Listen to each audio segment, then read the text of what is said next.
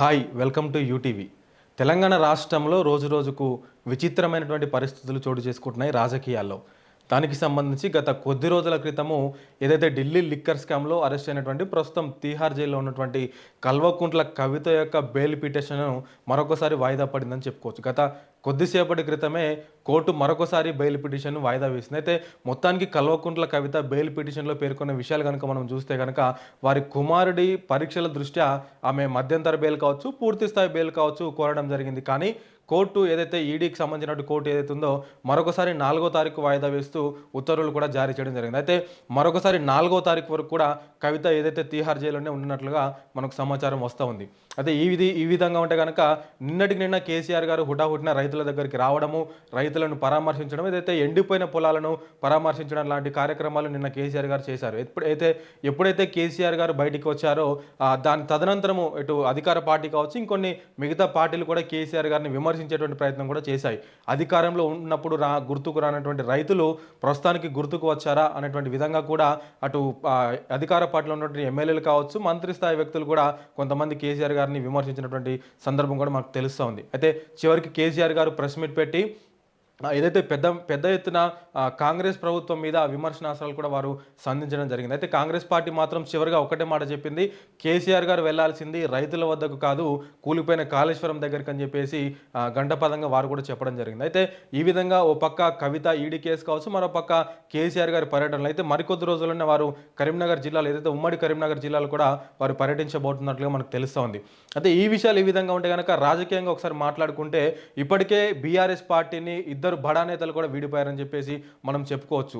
ఎటకేలకు అటు కేశవరావు కావచ్చు, వారి కుమార్తె ప్రస్తుత హైదరాబాద్ మేయర్ గద్వాల్ విజయలక్ష్మి గారు కూడా ఇద్దరు కూడా కాంగ్రెస్ పార్టీ కండువా కప్పుకున్నారు. దాంతో పాటుగా ఇటు చూస్తే station Ghanpur BRS party MLA, అదేవిధంగా మొన్నటి వరకు బీఆర్ఎస్ పార్టీ వరంగల్ ఎంపీ అభ్యర్థి కడియం కావ్య, వీరిద్దరు కూడా దీపాదాస్ మున్షి అదేవిధంగా రేవంత్ రెడ్డి గారి సమక్షంలో కాంగ్రెస్ పార్టీ తీర్థం పుచ్చుకోవడం జరిగింది.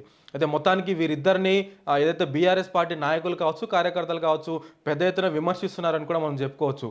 కేకే గారు కూడా ఒక సందర్భంలో మాట్లాడుతూ నాకు బీఆర్ఎస్ పార్టీలో ఇచ్చినంత స్వేచ్ఛ స్వాతంత్రం కావచ్చు, నా మాటకి ఇచ్చినటువంటి విలువ కావచ్చు మరెక్కడ కూడా నాకు దొరకలేదని చెప్తే ఈ మాటకు మరికొంతమంది ఈ బీఆర్ఎస్ పార్టీ నాయకులు తీవ్రంగా విమర్శలు కూడా చేశారు. సో ఇది విధంగా ఉంటే కనుక ఒకసారి వరంగల్ ఎంపీ అభ్యర్థి గురించి మనం మాట్లాడుకుంటే కనుక ప్రస్తుతానికి అక్కడ బీఆర్ఎస్ పార్టీ నుంచి కడియం కావ్య రాజీనామా చేయడంతో అక్కడ ఎవరు కూడా అభ్యర్థులుగా లేకుండా పోయింది. అయితే వరంగల్ బీఆర్ఎస్ పార్టీ స్థానానికి బీఆర్ఎస్ పార్టీ నుంచి ముఖ్యంగా దళిత సామాజిక వర్గానికి చెందినటువంటి మొన్నటి వరకు కార్పొరేషన్ చైర్మన్గా పనిచేసినటువంటి ఎర్రోల శ్రీనివాస్ కూడా ముందంజలో ఉన్నట్లుగా మనకు తెలుస్తూ ఉంది. ఏదైతే నిన్న మొన్న ఎర్రోల శ్రీనివాస్ గారు కూడా ప్రెస్ మీట్ పెట్టి కడియం కావ్య గారిని కావచ్చు, కడియం శ్రీహరి గారిని రాజకీయంగా వారు కూడా విమర్శించడం జరిగింది. అయితే ఈ విధంగా ఉంటే అధిష్టానం దృష్టిలో కూడా ఎర్రోల శ్రీనివాస్ గారి పేరు పరిశీలనలో ఉందని కావచ్చు. వారు 2001 నుంచి కూడా అటు హరీష్ రావు గారితో ఇటు కేసీఆర్ గారు అడుగు జాడలోనే నడుస్తూ పార్టీకి అహర్నిశలు కూడా కృషి చేస్తూ విద్యార్థి నాయకుడిగా, కార్పొరేషన్ చైర్మన్గా, బీఆర్ఎస్ పార్టీ సీనియర్ కార్యకర్తగా, సీనియర్ నాయకుడిగా వారు అందించినటువంటి సేవలు ఈ అభ్యర్థిత్వానికి చాలా వరకు ఉపయోగపడతాయని చెప్పేసి పార్టీ భావిస్తున్నట్లు కూడా మనకు తెలుస్తుంది. మరొక పక్క ఇటు రసమై బాలకిషన్ కావచ్చు, ఇంకొంతమంది అభ్యర్థులు కూడా వరంగల్ ఎంపీ స్థానానికి పోటీ పడుతున్నట్లుగా మనకు తెలుస్తుంది. అయితే మొత్తానికి చూస్తే ప్రస్తుతానికైతే ఏదైతే కేశవరావు గారు కావచ్చు, గద్వాల్ విజయలక్ష్మి కావచ్చు, ఇటు కడియం శ్రీహరి, కడియం కావ్య వీళ్ళ టాపిక్ అయితే ప్రస్తుతానికి హాట్ టాపిక్గా మారిందని మనమైతే పూర్తి స్థాయిలో చెప్పుకోవచ్చు. అయితే ఒక పక్క కేశవరావు గారు కాంగ్రెస్ పార్టీని సమర్థిస్తూ కాంగ్రెస్ పార్టీలోకి వెళ్తే మరొక పక్క కేశవరావు గారి కుమారుడు ప్రస్తుతం బీఆర్ఎస్ పార్టీలో ఉన్నారు. వారు కూడా గతంలో కార్పొరేషన్ చైర్మన్గా కూడా పనిచేశారు.